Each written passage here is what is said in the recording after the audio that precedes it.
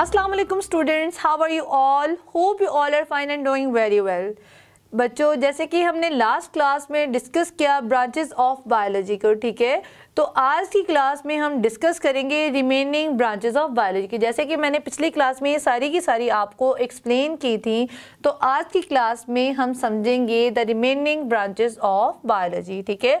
तो सबसे पहली ब्रांच पे आ जाते हैं, दैट इज पैलिएंटोलॉजी, ठीक है, पैलिएंटोलॉजी। तो इसके नेम को आपने समझने की कोशिश करनी है। Paleontology means study of fossils, the main word is fossils, ठीक है, स्टडी ऑफ फॉसिल्स। अब फॉसिल्स क्या होते हैं? फॉसिल्स रिमेन होते हैं। रिमेन किस चीज़ के? बाकियात। रिमेन मीन बाकियात। Remain of dead plants and animals is called fossils. तमाम लिविंग ऑर्गेनिजम्स जो डेड हो जाते हैं, ठीक है, और फिर वो बरी हो जाते हैं ज़मीन में, तो with the passage of time उनकी बॉडी में जो लिविंग थिंग्स होती हैं वो सारी की सारी ख़त्म हो जाती हैं। जो उनके बाकियात रह जाते हैं with the passage of time, उनको हम कहते हैं फॉसिल्स। अब फॉसिल्स की स्टडी को हम बोलते हैं पैलिएंटोलॉजी, ठीक है, समझ आ रहा है? जैसे कि डायनासोर्स के फॉसिल्स, उनको फॉसिल्स को स्टडी करने से हमें पता चला कि डायनासोर जो थे वो किस पीरियड में आए थे, कितना टाइम पहले आए थे, वो कैसे थे, उनके फीचर्स क्या थे, उनकी बॉडी का साइज़ क्या था, ये सब का सब हमने जाना पैलिएंटोलॉजी से, ठीक है। ये बेस्ट एग्जाम्पल है पैलिएंटोलॉजी की।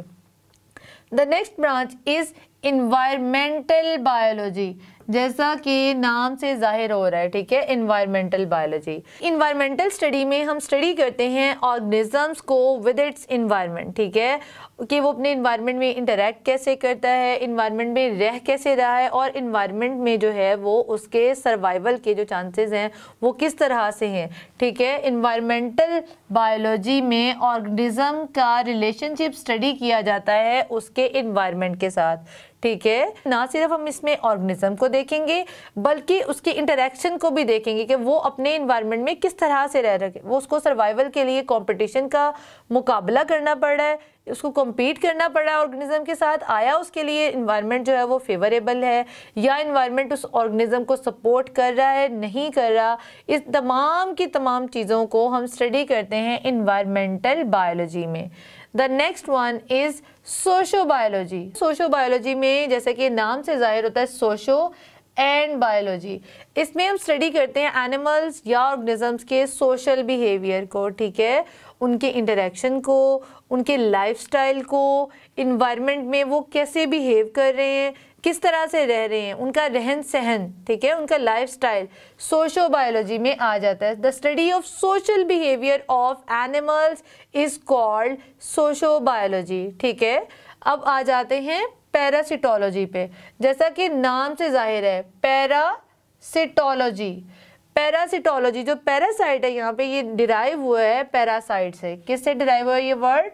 पैरासाइट से। अब सबसे पहले हम पैरासाइट को डिफाइन कर लेते हैं। पैरासाइट क्या होता है? पैरासाइट एक ऐसा ऑर्गेनिज्म होता है जो अपने लिविंग होस्ट के साथ रहता है और उससे अपनी खुराक हासिल करता है, लेकिन इन रिटर्न उस ऑर्गेनिज्म को नुकसान पहुंचाता है, ठीक है। जैसे इसकी बेस्ट एग्जांपल है, इंसानों के अंदर आपके बालों में लाइसिस होती हैं, तो लाइसिस जो होती हैं वो इंसानों को एज अ होस्ट यूज़ करती हैं, आपके बालों की रूट से वो ब्लड को सक करती हैं और इन रिटर्न वो आपके बालों को या आपके स्कैल्प को नुकसान पहुंचाती हैं, ठीक है। They are the living, you are the living host of the lice, ठीक है। पैरासाइट वो ऑर्गेनिजम्स होते हैं जो लिविंग होस्ट के अंदर रह के उससे खुराक हासिल करते हैं और इन रिटर्न उसको नुकसान भी पहुंचाते हैं। जैसे एक और एग्जांपल मेरे जहन में आई, जैसे कि मॉस्किटो। मॉस्किटो क्या करता है? आपके पास आता है, आपकी स्किन पे वो बाइट करता है, ठीक है, आपकी स्किन से वो ब्लड को सक करता है, लेकिन इन रिटर्न या तो वो प्लाज्मोडियम को अपने अंदर ट्रांसफ़र कर देता है, या वो डेंगू को ट्रांसफ़र कर देता है, या वो मलेरिया को ट्रांसफ़र कर देता है, ठीक है। तो क्या होता है, वो इन रिटर्न आपको नुकसान पहुंचा रहा है। खुद तो आपसे फ़ायदा ले रहा है लेकिन आपको नुकसान पहुंचा रहा है। तो ऐसे ऑर्गेनिज्म जो खुद तो अपने आप से फ़ायदा उठाएं और आपको नुकसान पहुंचाएं, ठीक है, और आपकी बॉडी पे रहे, आपकी बॉडी को एज अ होस्ट यूज़ करें, उनको पैरासाइट कहते हैं। The branch of biology that deal with the study of parasite is called parasitology, biology की वो वाली ब्रांच जिसमें हम पैरासाइट को स्टडी करते हैं उसको हम पैरासिटोलॉजी कहते हैं। The next one is biotechnology, ठीक है। ये भी अब 2 वर्ड में हम इसको ब्रेक कर लेते हैं, that is bio and technology, ठीक है। Bio mean life and technology mean technology, ठीक है। या ऐसे वो तमाम प्रोसेसेस जिनको हम तरक्की या इंसानों की जो मैनकाइंड की बेनिफिट है उसके लिए यूज़ किया जाता है। Bio mean life. अब बायोटेक्नोलॉजी में क्या किया जाता है? बायोटेक्नोलॉजी में लिविंग ऑर्गेनिजम्स को यूज़ किया जाता है for the welfare of Mankind, ठीक है।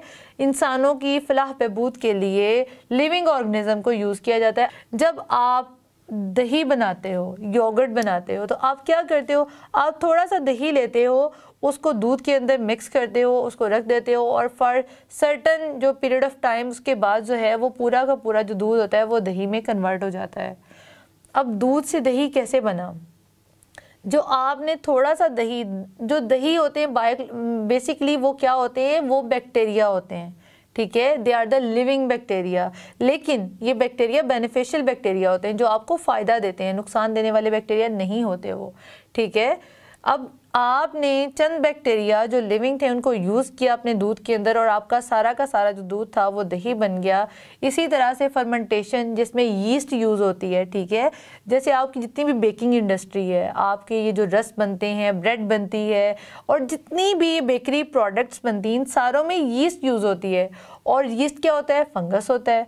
फंगस क्या है? वो लिविंग एंटिटी है, ठीक है। इसी तरह से बहुत सारे ऐसे प्रोसेसेस जिसमें हम लिविंग ऑर्गेनिज्म को यूज़ करते हैं for the welfare of Mankind. Welfare of Mankind इंसानों की बेहतरी के लिए, ठीक है, इंसानों की मतलब चीज़ें बनाने के लिए। तो बायोटेक्नोलॉजी को अगर डिफ़ाइन करना हो तो हम इसको ऐसे डिफ़ाइन कर सकते हैं, the branch of biology that deal with the use of living organisms for the welfare of mankind is called biotechnology, ठीक है। वो ब्रांच बायोलॉजी की जो डील करती है लिविंग ऑर्गेनिज्म के यूज़ को for the welfare of Mankind उसको हम कहते हैं बायोटेक्नोलॉजी। अब आ जाते हैं इम्यूनोलॉजी पे, ठीक है। अब जैसे कि नाम से जाहिर होता है immunology, the branch of biology that deal with the study of immune system of animals or humans, ठीक है। ऐसी बायोलॉजी की ब्रांच जो किसी भी एनिमल या किसी भी ह्यूमन के इम्यून सिस्टम को स्टडी करती है, ठीक है, उसको हम कहते हैं इम्यूनोलॉजी। अब इम्यून सिस्टम कौन सा? आपका दिफाई निज़ाम होता है, ठीक है, आपकी बॉडी का डिफेंडिंग सिस्टम। आपका दिफाई निज़ाम जितना ही स्ट्रॉन्ग होगा उतना ही कम चांसेस होंगे कि कोई बीमारी आप पे अटैक कर सके, ठीक है। तो ब्रांच बायोलॉजी की जिसमें हम स्टडी करते हैं इम्यून सिस्टम को, ठीक है, आपके दिफाई निज़ाम को, आया वो स्ट्रॉन्ग है, वो वीक है, जो आपकी बीमारियां हैं उनको ओवरकम कर पा रहा है, नहीं कर पा रहा, वो किस तरह से वर्क कर रहा है, ठीक है, वो सब के सबको हम स्टडी करते हैं इम्यूनोलॉजी में। अगली ब्रांच जिसको हम स्टडी करने जा रहे हैं वो है एंटोमोलॉजी। अब entomology mean study of insects, ठीक है, जैसा कि नाम से जाहिर होता है एंटोमो, इसका मतलब होता है insects. Logy mean study, means the branch of biology that deals with the study of insects is called entomology. अब हम इंसेक्ट्स की स्टडी में क्या करते हैं, जैसे कि हम इंसानों की स्टडी में करते हैं, बिल्कुल हमने इंसेक्ट की स्टडी में देखा कि इंसेक्ट की बॉडी जो है वो किस तरह से बनी हुई है, उसकी फंक्शनिंग क्या है, वो मूव कैसे कर रहा है, उसके जो ईटिंग वेज है, ईटिंग हैबिट्स हैं वो किस तरह से हैं, या वो आया कि इंडिपेंडेंटली रह रहा है या वो किसी होस्ट के अंदर रह रहा है, ठीक है। इस सब के सबको हम स्टडी करते हैं एंटोमोलॉजी में। एंटोमोलॉजी में हम देखते हैं जैसे इंसेक्ट की बॉडी के जो है तीन मेन जो हैं वो ऑर्गन्स होते हैं, जैसे कि हेड, थोरैक्स एंड एब्डोमेन, ठीक है। इंसेक्ट की बॉडी में जो 3 मेन चीज़ें होती हैं, हेड, थोरैक्स एंड एब्डोमेन, आप इसको स्टडी करते हो, आप इसकी डिटेल्स में जाते हो, आप इसके मोशन के वे को देखते हो, आप इसकी ईटिंग हैबिट्स को देखते हो, ये सब का सब आता है एंटोमोलॉजी में, ठीक है। इसके बाद हम जो लास्ट ब्रांच डिस्कस करने जा रहे हैं वो है फार्माकोलॉजी। फार्माकोलॉजी का मतलब ये होता है, जैसे कि इसके नाम से जाहिर हो रहा है, फॉर्म मीन मेडिसिन, ठीक है, या drugs. Pharmacology means the branch of biology that deal with the study of drugs and its effect of human body, ठीक है। बायोलॉजी की वो वाली ब्रांच जो डील करती है मेडिसिन को, ड्रग्स को और उनके इम्पैक्ट को ह्यूमन बॉडी के ऊपर, ठीक है। कि कोई भी मेडिसिन जो है या कोई भी जो जिसको आप दवाई, जैसे आप फीवर में पैनाडोल लेते हो, उसका ह्यूमन बॉडी पे क्या असर होता है, ये सारा का सारा हम स्टडी करते हैं फार्माकोलॉजी में। ना सिर्फ पैनाडोल बल्कि ये एक बहुत वास्ट स्टडी है जिस पे हम स्टडी करते हैं किसी भी मेडिसिन का इंसानी बॉडी के ऊपर या किसी भी ऑर्गेनिज्म की बॉडी के ऊपर जो भी असर होता है, ठीक है, उस सब के सबको हम स्टडी करते हैं फार्माकोलॉजी में। तो स्टूडेंट्स, आज की क्लास में हमने डिस्कस की रिमेनिंग ब्रांचेस ऑफ बायोलॉजी। आपने इन वर्ड्स को ना सिर्फ समझना है, इनकी डेफिनेशंस को आपने रिकॉल करना है, मेमोराइज करना है, क्योंकि इनकी डेफिनेशंस बहुत बहुत बहुत ज़्यादा इंपॉर्टेंट होती है और ये एग्जाम्स में आपको शॉर्ट क्वेश्चंस में आ सकती हैं। उम्मीद है कि आज का लेसन आपको समझ आया होगा।